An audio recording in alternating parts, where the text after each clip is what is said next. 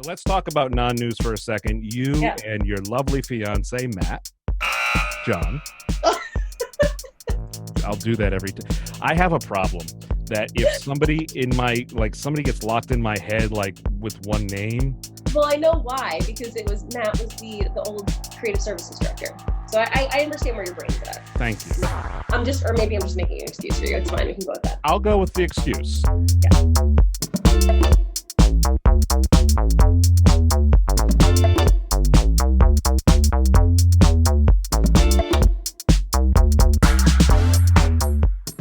Hey, welcome into Virtual Carpooling. Folks, today we have an award-winning journalist with us. She is on NBC 10 in Providence. And NBC 10 kind of went through this weird thing where they said, hey, we had great success with Lynzi DeLuccia. Let's bring in Lynzi DeLuccia. Let's see if we can, How is that working out for you? Confusing for some people, but it's so funny because Lynzi and I have such weird connections. So she went to college with my fiance. So I had known of Lynzi. And then the first stations that we both started at was same station, tiny station in Michigan. Okay. And she was there. I mean, she probably left a month or two before I did. So it's one of those very small stations that a lot of people filter in and out of. It's a training station, honestly. But it was a great little community. And I went there, and mind you, I would have never gone to this place in my life if I hadn't gotten a job. Here I go there, and I have viewers being like, oh, you're back. And I'm like, I mean, not really. It's just I don't know what you mean. And they're like, well, we thought you left. After doing a little bit of research and talking to my friends there, realizing that someone with nearly the same name as me was also there. So that's funny. We had followed each other on Twitter and stuff. And then 4 or 5 years later, here we are. And it's interesting, but I adore Lynzi. She's such a great girl, and it's awesome working with her. It's great. No, and you yourself, you're awesome as well. Your reporting has been fun. Thank you for taking the time out of your crazy busy schedule, because between work and the random times I will look on my Instagram feed and I'll see Lynzi DeLuccia is live, and I'm like, oh, cool. Maybe she's out doing something fun or reporting. No, she's doing a spin class for you all, so you can all get healthy. So you've got that go for you. So many things. But you're originally from Poughkeepsie, New York. I am. You did your research. My wife's from Binghamton, so it's only a few hours. So it's one big happy family there. But you're from Poughkeepsie. Where did you go to school? I went to Ithaca College. Okay. Closer to Binghamton than Poughkeepsie. Went to Ithaca. He's okay. Sorry, my dog is dog wants a cameo. Absolutely. That's all right. It's fine. Went to Ithaca College, which was such an awesome experience. They have such a great communications department. I went, that was 2011, was my fall senior or freshman year. And it was probably about 3.5 hours from my hometown. So it was a nice little getaway. Far enough away, but close enough to go home and do laundry if it was really a desperate time. Exactly. So so that was great. I went to Ithaca, graduated from there, was able to do a lot of really cool things there. We had a study abroad program in LA, so I did that for a semester. And then from there on, it was just bouncing around the TV news industry. So what attracted you to that industry? Honestly, I grew up kind of being like, that would be an awesome job. I loved writing always growing up, which is a huge part of this job, but a lot of people don't realize. But always just kind of thought, that's so cool. They're doing something different every single day. And that's really something that attracted me to this job, especially when I was going to school for it, is that you're learning so much every day, and you can't be an expert in all of these topics that you cover, but by the end of the day, you know so much more than you did at the beginning of the day, which is something I really love about it. Yeah, it's a challenge, I know, for a lot of people, especially if you're new to the area, and an area like this, Rhode Island, where there's so much political history, there's so much diversity, there's just so many things going on. You realize how small Rhode Island is, and just how tied together it is, not only presently but in the past. And That obviously shapes the future, but you've come at a good time. You were at the Michigan station you mentioned, and then you were in Albany prior to coming to here. So did a quick little stop in Vermont Oh, before okay. that. I was in Michigan for almost a year, about 11 months. And then I went to the CBS station in Burlington, Vermont Okay. for about 8 months, and love Vermont, beautiful state. And then I was in Albany at my current station's sister station for 3 years. Okay. So And then you've made the lovely trek down here to the 401, and we love having you here. Okay. Aside from the spin classes, which I'll watch for like 10 seconds. I feel like I've gotten a good workout, and then I'll be like, okay, let's just watch for like the dance party. If you even want to like eat a bagel and watch, totally cool. I'm into it. Fine. You're giving different like suggestions on eating. It's like, let's hit those carbs. All right. Yeah. I'm all about the food, so it's fine. Well, so what do you like to do outside of work? Obviously, you're engaged. Lovely fiance, Matt. What do you like to, John? You're engaged. You have a lovely. I'm sorry. It's morning early. Lovely fiance, John. What else do you like to do? Well, we have some family here, which is great. Okay. John grew up here, so it's really awesome being close to family. I'm not that far from my family, so we travel a bit when we're able to, when there's not a pandemic. Right. But other than that, I've just been spending the last however long I've been here now, since September, just really exploring the area. I absolutely love going just out to eat, finding the good new restaurants, the good local restaurants, which has been hard because obviously we've had some restrictions. Sure. But yeah, just going out, checking out like the local community and heading to the beach when we can, going on hikes, going on runs. We just adopted a dog in the pandemic, so taking him out on long walks and kind of letting him explore as we explore has been really great. Well, that's so great. What is some of your favorite features of this area that you've explored so far? Because I know you've been here a short time, but obviously with family and connections here, you've probably got a good inside track. What's like a hot spot for you around here? Hot spot. Where do we really like to go? So, well, last night we just went to Iggy's because obviously have to hit Iggy's, especially during summertime. That's kind of what I love about this area too, is that you have these awesome staples that people are so passionate about and just really make it home. And that's kind of what I've been trying to hit because he's grown up with it. So just kind of becoming that New Englander, becoming that Rhode Islanders has been really cool. But we live over on the east side, which has been so great. There's so many good local spots around here. I mean, just from like the little coffee shops over here on Wickenden to, the amazing restaurants we have over here, New Rivers being one of them. We love New Rivers. Still so many that I want to check out, but yeah, just the little places on our walks that we wouldn't realize were even here. We like to get to know them. So, well, that's awesome. So let's get down to the nitty gritty here, Lynzi. Yeah, let's do it. You and I originally started a bit of conversation, a bit of a discussion, spirited. You could call it that. Spirited. On why The Office is infinitely better than Parks and Rec. Parks and Rec, great show, a great show, wonderful. Yeah. Love Ron Swanson and his takes on bacon. Oh. To me, The Office is better. You say nay. Make your case. Okay. So first of all, I have notes, as any journalist would. Let me pull these up. I take this very seriously. So I will completely agree with you. The Office is probably my top comedy all time. Watch it constantly, rewatch it, probably on round 4 of watching the whole series. It's just all around fantastic show. Now, here's where we come to our disagreement. When it comes to the love stories, right? Uh-huh.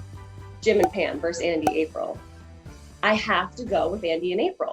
And here is why. Very briefly. I mean, we can go into all day, but I purchased the extra long Zoom package, so I have like 100 hours of video. So go ahead. Perfect. We might even need more than that, but it's okay. We'll condense. I mean, you just watching these two shows. I think that the April Andy storyline makes Parks and Rec that much better. Whereas the Jim and Pam storyline is timeless. It's wonderful. Believe me, I swoon every time I see him propose to her outside that gas station. Mhm. Love it. But Andy and April just like make each other the best versions of themselves. And I love that so much. Whereas you have a lot of drama with Jim and Pam, which just kind of gives me anxiety. Some people would call it real life, you know. I mean, not True. everybody can live in the fairy tale that you and John have. All right. It's fine. But we rescued a dog watching during the the show. pandemic. You guys are so you're just so like it's a wonder. Aren't you just the greatest people in the world? That's what can I say? No, you know what? If I'm watching a show, I want to escape. Okay. And Andy and April give me, and I adore them. And let's see, what did I write down here? I've got so much. Let me see what I can condense. Here's one big thing for me. You see, you know, we get into the seasons of The Office, the whole Jim Philly storyline, Pam not wanting Jim to have his dream job, right? April and Andy just like let each other follow their dreams. They push each other toward their dreams. That's the kind of partner I want. And of course you're going to have the real life issues. Mm-hmm. But if I'm watching a show, if I'm rooting for a team, it's Andy and April. And like, they're hilarious. I can't not love them. The quirkiness, the fun banter, it just does it for me. All right. Non-Jim and Pam, what do you think is your favorite? And I'll answer the same question about Parks and Rec, but what is your favorite funniest scene or your favorite all-time moment from The Office? You're going to make me do this. If we're going to explore, if we're going to learn and really take time to educate the viewer, then we need to dig deep here. Okay. Oh my gosh, this is so hard. Why would you do this to me? I'll let you think while I explain. Please. The Swanson Pyramid of Greatness. Hands down, the greatest. Are the scissors in your house broken, son? I mean, just like... That was a good Swanson.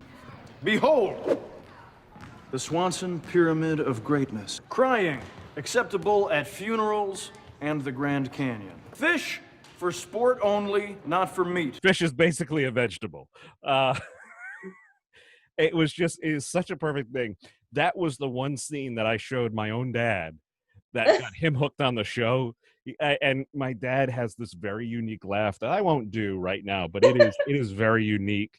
And he just turned so bright red when I showed him that scene because he paused it, which I didn't know he knew how to pause YouTube, but he knows. He still has a flip phone, okay? He paused it and was reading all the triangles, and just losing himself throughout the whole thing, everything they didn't talk about. But that was, for me, probably one of the funniest. And by the way, my wife, Susan, is Team Lynzi all the way on this. She is a big fan, much bigger fan of Parks and Rec than The Office. Although, admittedly, we just started watching some episodes of season 1 that she didn't get to during the pandemic. We kind of went back and she never seen those scenes. So I don't know if that helped. It probably didn't, but that's okay. So you need a little bit of time here, bought into it a little bit. I mean, there's so many great moments. There's so many. There's so many. But the scene that I often go to all the time, the CPR scene. Yes. Oh my God. I mean, could you get a better 2 minutes of television from the beginning of just sweet, innocent Michael having no idea what he's doing? Okay, well, a good trick is to pump to the tune of Staying Alive by the Bee Gees. Do you know that song? Yes, I do. I love that song. First I was afraid, I was petrified. No, it's staying alive, okay. Yes, staying alive. You were in the parking lot earlier. That's how I know you. Wrong song. Just the discomfort in that room that you begin with to all the way at the end with Clarice. Oh my God. Clarice. Oh my. Like, I die every time. It cracks me up. Best 2 minutes of television, hands down. And like I said, overall, The Office, I will always, if you give me the choice, I will always watch The Office. But it's because it seems like that. It seems like that. And then it's just the little talking heads that they kill me between Creed, Stanley. I Well, love it. the funny thing was a lot of the Creed stories, a lot of the Creed one-liners were actually like pretty close to what he's experienced in real life, Yeah, because he's had quite a history. So this started back in May as a bit of you posted up something like, I will fight whoever it is, and I'm gonna put the hostility on the Rona. Okay, I'm gonna just say maybe it was just a little. You know what? Fair. I think I quote tweeted something. Okay. Whatever I quote tweeted was far more hostile than what I thought. But yes, I will say, if we are talking storylines, love stories, Holly Michael is probably one of my favorite love stories. When he cuts the sleeve off the sweater, it's like just the weirdest thing. So perfectly weird that it just makes me so happy and giddy. I think both shows did well. Both NBC properties, of which you are a part of. They're over at NBC. Working in the Channel 10 WJAR NBC Providence building. Who's your favorite employee over there aside from your fiance? You can't ask me that. Why? See. Well, it's so hard. Oh no, don't hit. I'm gonna make enemies. We'll talk after. Dan Janing comes up to you. How could you say Gene Valicenti? I mean, how could you do that? No, it really is an awesome team over there, and they really just have such a close family connection. Obviously, who do you think's more the station mom? Do you think it's Barbara Morse, or do you think it's more Patrice Wood? I adore them both. They're such incredible women in this business to look up to and to learn from. Station mom, I gotta go with Patrice. Really? Yeah. Okay. Barb is like that fun, wacky aunt, and I love her for it. I love her for it. And I've had the chance to work with her. I was working weekends a little bit when I first started here, and that's the only way I can describe Barb. They're both so incredibly helpful and just there for you if if you're having difficulty, even if you don't even know you are in a mood or having difficulty, they'll come up to you and be like, you're doing great. Like, they're just incredible people. I agree with you. Both of them are just incredible. I mean, incredible journalists, and in their you just look at their quote unquote real and all the stuff that they have covered, all the stories over the years, and both of them only 26 years old, which is just amazing. So it's phenomenal. Save myself what they've done. Absolutely. So let's talk about non-news for a second. You and your lovely fiance Matt, John. I'll do that every time. I have a problem that if somebody somebody gets locked in my head like with one name. Well, I know why, because Matt was the old creative services director. So I understand where your brain's at. Thank you. Maybe I'm just making an excuse for you. It's fine. We can go with that. I'll go with the excuse. Yeah. John, the talented John. What can you share about your story? How did you guys meet? That's a funny story. We met at my first station out in Michigan, actually. He's, like I said, he's from here. So it took us, of course, heading to the middle of nowhere to meet. He was a sports reporter, and we both started at this tiny station. We started a few days apart. And when you're at a station like that, you become such good friends with your crew there because it's just you. I mean, when I say small, number 208 out of like the 213 markets. So we were really tiny. It was really close knit, and we met out there. That was back in 2015. And I always said I'd never have a workplace romance, but I guess I watched too much Parks and Rec in the office. And so here we are. So you guys are engaged. Do we have a date set, or are we still kind of in? We have a date set. Our original date was September 4th, 2020. Oh. The Rona. Rona decided to make an appearance, but the Rona is not invited to our wedding, so our wedding is now September 3rd, 2021. Well, that's good. I mean, at least everything. Hopefully by then, I would assume by then everything is back to normal. Is it going to be a big one because you're Italian, correct? Yeah, we're both Italian. Yeah, so families like. You're gonna need flashcards when you get there. Like, who's this and who's he related to, and what part of Italy did their family come from? Hopefully not. We wanted to keep it relatively small. When I say small, we wanted about 100 people. It looks like it's going to be about 150 people. But you know what? We just want everyone who we love there, and that's why that's just the type of people we are. If we Sure. wanted to go get married at, town hall this year, we would, but we're like, our families mean a lot to us. So we want everyone there who, to celebrate the day. So Well, at least you had enough time to to make the adjustments and Yeah. pivot as everybody else has. Yeah. Obviously, cycling, physical health is very important to you. Are there Yeah. any nonprofit or charitable organizations out there that are kind of like a special, means something special to you and you have a connection with? Well, I teach at Cycle Bar in Providence, and we have had really awesome opportunities of doing charity rides, which was super cool. I've only been there since December. So in that short time, and then kind of before the pandemic hit, I was able to do two or three charity rides. One was for Relay for Life with students from PC, which was so cool because you're in there and, the environment of the Spin Fest, especially with Cycle Bar, is just super fun. It's just a party on a bike, and Sure. being able to do that and also do that while, I think we raised $1,000 or $1,500 for Relay for Life, which was That's awesome. great. Yeah, absolutely. So, doing that, especially because Relay for Life, I participated in college, it meant a lot. So we were able to do that. We also did a charity ride for to donate to Australia for the wildfires back when that was happening. So just being able to use that, that little gig and platform to be able to help in those situations is really cool. Oh, that's awesome. So, Yeah.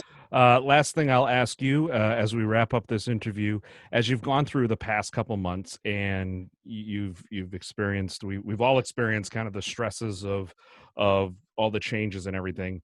What's something that's kind of the silver lining? What's something that has come out of this that you say, you know what, I'm stronger? Because I'm sure there's a lot of things, but what's something really you want to hang your hat on that?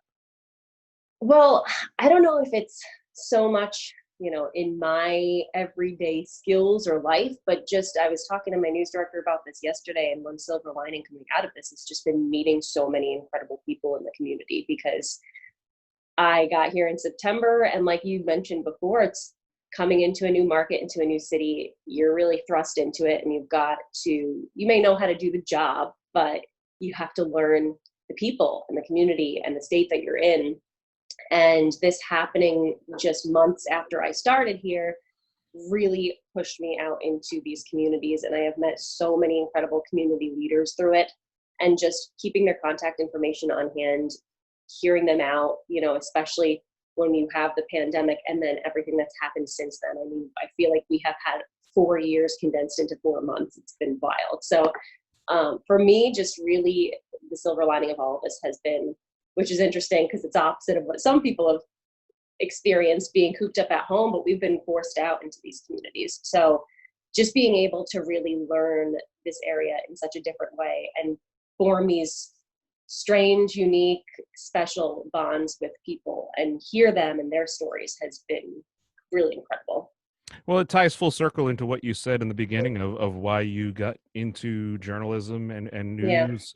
Yeah. You like to write, you like to tell the stories. So I'm sure this has certainly been quite a catalyst over the last few months. And, as we emerge from it, as things start to get better and things start to open up, you can visit more restaurants, and explore more things with the new pup and John, your magnificent and handsome fiance. He is. He really is. But Lynzi, thank you so much. Folks, go find her on Facebook, on Twitter, follow her. And once Cycle Bar opens up, if you want to take in a class that will really challenge you and really you may need to get a wheelchair to get yourself back to your vehicle. That she'll get you there. Absolutely. So Great time. Awesome. Lynzi DeLuccia, thank you so much for joining me. Ben, thank you. It's been awesome.